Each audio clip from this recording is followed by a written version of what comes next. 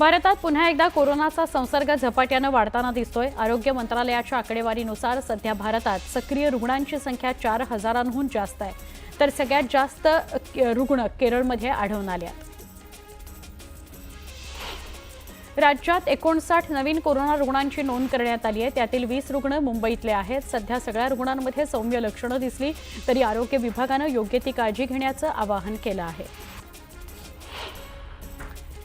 छत्रपती संभाजीनगर जिल्ह्यातील corona positive रुग्णांची संख्या 10 वर गेली आहे। यात महापालिका हद्दीतील 8 आणि ग्रामीण भागातील 2 रुग्णांचा समावेश आहे। वाढती रुग्णसंख्या लक्षात घेता आरोग्य यंत्रणा देखील सतर्क झाली आहे। देशात पुन्हा एकदा कोरोनानं डोकं वर काढलंय। आरोग्य आणि कुटुंब कल्याण मंत्रालयानं दिलेल्या आकडेवारीनुसार भारतात कोरोना-19 म्हणजे कोविड-19 रुग्णांची संख्या 4,000च्या वर गेली आहे। यामध्ये सर्वाधिक संसर्ग केरळमध्ये झाला आहे। विशाळगडावर बकरी ईद निमित्त कुर्बानी देण्यास मुंबई उच्च न्यायालयानं परवानगी दिली आहे। येत्या 7 आणि 8 जूनला नियम आणि अटींचं पालन करून कुर्बानी देण्यास परवानगी देण्यात आली आहे। महत्त्वाचं म्हणजे विशाळगडावर जाणाऱ्या सगळ्याच भक्तांना अशी कुर्बानी देता येणार आहे। आंतरराष्ट्रीय पातळीवर होणाऱ्या घडामोडींमुळे देशांतर्गत आणि स्थानिक सराफा बाजारपेठांमध्ये चिंतेचं वातावरण आहे। त्याचाच फटका सोन्यासह चांदीच्या किमतीवर होताना दिसतोय।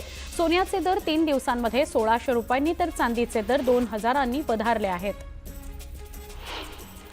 न्यायमूर्ती यशवंत वर्मा यांच्या अडचणीत अधिक वाढ होणार आहे। संसदेच्या पुढील अधिवेशनामध्ये न्यायमूर्ती वर्मा यांच्या विरुद्ध महाभियोग प्रस्ताव आणला जाण्याची शक्यता आहे। उच्च न्यायालयाचे न्यायाधीश यशवंत वर्मा यांच्या विरोधात महाभियोग प्रस्ताव आणण्याकरता केंद्रीय संसदीय कामकाज मंत्री किरेन रिजिजू सगळ्या पक्षांशी चर्चा करतील। बीड जिल्ह्यातील ऊसतोडीचा प्रश्न गंभीर बनल्यानं न्यायालयानं सुमोटो याचिका दाखल करून घेतली। यात त्यांनी 5 अथवा त्यावरील गर्भवतींना काम देऊ नये, जर कोणी करत असेल तर संबंधित मुकादमावर कारवाई करून साखर कारखानदारांना दंड अथवा परवाना रद्द करण्याची किंवा निलंबनाची कारवाई करावी असे निर्देश दिले आहेत। तंत्रज्ञान क्षेत्रातील बलाढ्य कंपनी मायक्रोसॉफ्टनं कर्मचारी कपातीचा सिलसिला सुरू ठेवताना आणखी 300 कर्मचाऱ्यांना नारळ दिला। काही आठवड्यांपूर्वीच कंपनीनं कित्येक वर्षातील मोठी कर्मचारी कपात केली आहे। हेरगिरीच्या संशयावरून कारागृहामध्ये असलेल्या सुनीताच्या अटकेकरता कारगिल पोलीस नागपुरात दाखल झाले। पोलीस सुनीताला अटक करून कारगिलला घेऊन जाणार आहेत। तिथे तिच्या हेरगिरीच्या संशयावरून चौकशी करण्यात येणार आहे। नागपूर महानगरपालिका निवडणुकीकरता प्रभाग रचना बदलणार आहे। याआधी 2023 मध्ये प्रभाग रचना तयार करण्यात आली होती, मात्र ओबीसी आरक्षणामुळे निवडणूक लांबल्यानं आता दुसऱ्यांदा प्रभाग रचना केली जाणार आहे।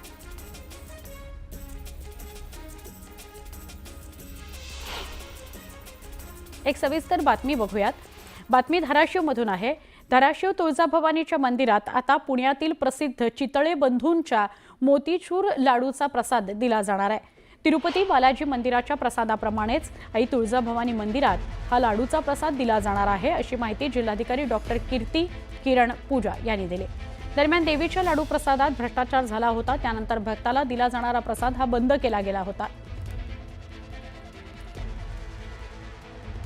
श्री तुळजाभवानी मंदिर संस्थानामार्फत भाविकांना लवकरात लवकर लाडू प्रसादची सेवा आपण सुरू करणार आहोत।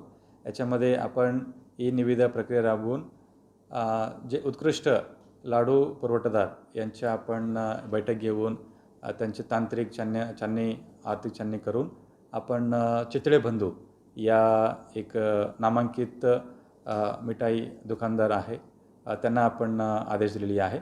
सो लवकरात प्रत्येक भाविकांना आई तुळजाभवानीची लाडू प्रसाद मिळणार आहे। पुन्हा एकदा वेगवान स्वरूपातल्या बातम्या। आता मेट्रो आणि मोनोमार्गिकेवरही इलेक्ट्रिक दुचाकी आणि 3 चाकी वाहनांच्या बॅटरी बदलण्याची सुविधा मिळणार आहे।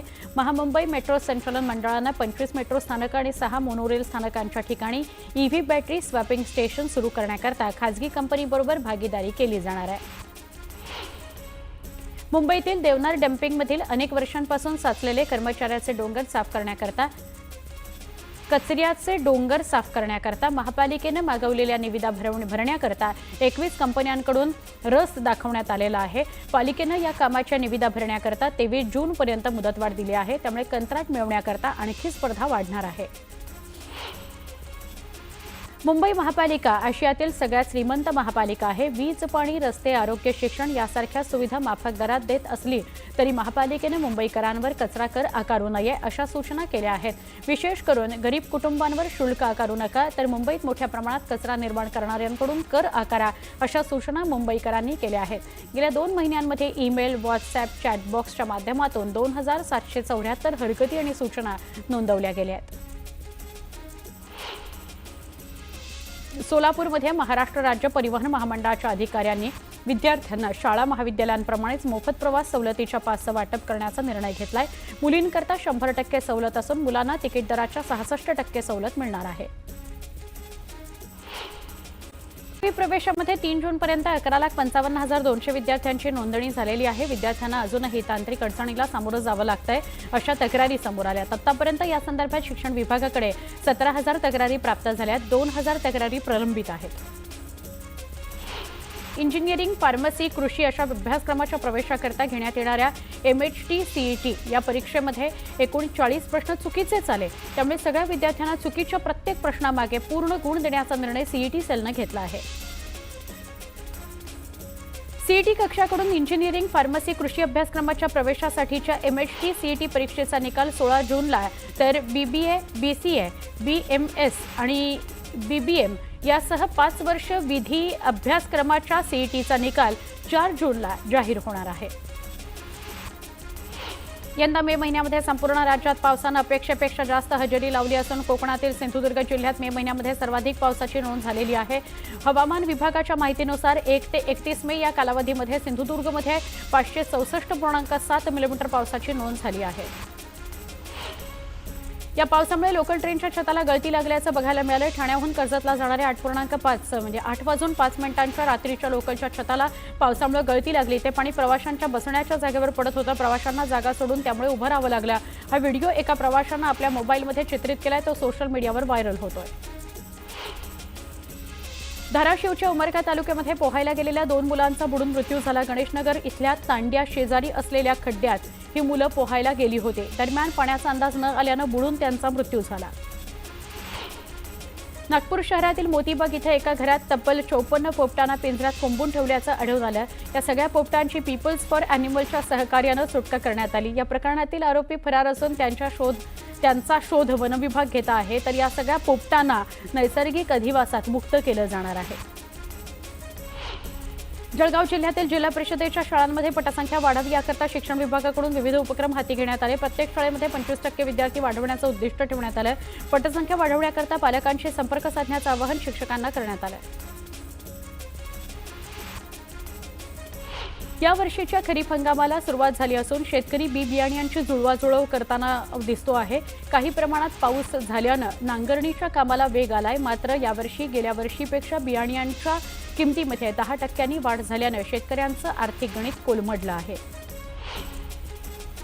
पुरंदर इथल्या नियोजित विमानतळाकरता भूसंपादनाची प्रक्रिया सुरू आहे. त्या पार्श्वभूमीवर इथल्या शेतकऱ्यांना एकरी 10 कोटींचा मोबदला मिळावा अशी मागणी स्थानिक शेतकऱ्यांनी केली आहे. याकरता त्यांनी जिल्हाधिकाऱ्यांची भेट घेतली.